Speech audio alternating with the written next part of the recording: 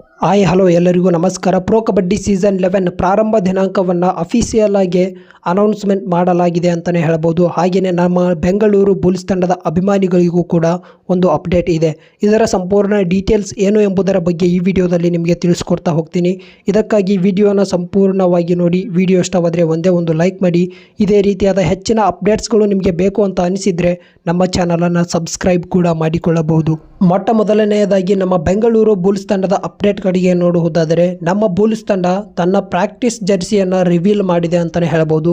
ಹಳದಿ ಮತ್ತು ಕೆಂಪು ಜರ್ಸಿಯನ್ನು ಹಾಕಿಕೊಂಡು ನಮ್ಮ ಬೆಂಗಳೂರು ಗೂಳಿಗಳು ಪ್ರಾಕ್ಟೀಸನ್ನು ನಡೆಸ್ತಾ ಇದ್ದಾರೆ. ಇನ್ನೊಂದು ಅಪ್ಡೇಟ್ ಏನು ಅಂದರೆ, ನಮ್ಮ ಬೆಂಗಳೂರು ಬುಲ್ಸ್ ತಂಡ ಪ್ರಾಕ್ಟೀಸ್ ಕ್ಯಾಂಪ್ ಓಪನ್ ಮಾಡಿದಾಗ ಅಜಿಂಕ್ಯ ಪವಾರ್ ಅವರು ನಮ್ಮ ಬೆಂಗಳೂರು ಬುಲ್ಸ್ ತಂಡದ ಪ್ರಾಕ್ಟೀಸ್ ಕ್ಯಾಂಪ್ಗೆ ಜಾಯಿನ್ ಆಗಿರಲಿಲ್ಲ. ಇದೀಗ ಬೆಂಗಳೂರು ಬುಲ್ಸ್ ತಂಡದ ಪ್ರಾಕ್ಟೀಸ್ ಕ್ಯಾಂಪ್ಗೆ ಅಜಿಂಕ್ಯ ಪವಾರ್ ಅವರು ಜಾಯಿನ್ ಆಗಿದ್ದಾರೆ ಅಂತಲೇ ಹೇಳ್ಬೋದು. ಈಗ ಸ್ಟ್ರೇಟ್ ಆಗಿ ಪ್ರೋ ಕಬಡ್ಡಿ ಸೀಸನ್ 11 ಯಾವಾಗ ಪ್ರಾರಂಭಗೊಳ್ಳಲಿದೆ ಮತ್ತು ಪ್ರೋ ಕಬಡ್ಡಿ ಸೀಸನ್ 11ನ ಪಂದ್ಯಾವಳಿಗಳು ಯಾವೆಲ್ಲ ಸ್ಥಳಗಳಲ್ಲಿ ನಡೆಯಲಿವೆ ಅಂತ ನೋಡ್ತಾ ಬರೋದಾದರೆ, ಪ್ರೋ ಕಬಡ್ಡಿ ಸೀಸನ್ 11ನ ಪಂದ್ಯಾವಳಿಗಳು ಹೈದರಾಬಾದ್, ಪುಣೆ ಮತ್ತು ನೋಯ್ಡಾ ಈ ಮೂರು ಸ್ಥಳಗಳಲ್ಲಿ ನಡೆಯಲಿದೆ ಅಂತಲೇ ಹೇಳ್ಬೋದು. ಇನ್ನು ಪ್ರೋ ಕಬಡ್ಡಿ ಸೀಸನ್ 11 ಪ್ರಾರಂಭ ದಿನಾಂಕದ ಬಗ್ಗೆ ಮಾತನಾಡುವುದಾದರೆ, ಈ ಹಿಂದೆಯೇ ಅಪ್ಡೇಟ್ ಬಂದಿತ್ತು. ಪ್ರೋ ಕಬಡ್ಡಿ ಸೀಸನ್ 11 ಅಕ್ಟೋಬರ್ 18ನೇ ದಿನಾಂಕದಂದು ಪ್ರಾರಂಭಗೊಳ್ಳಲಿದೆ ಅಂತ.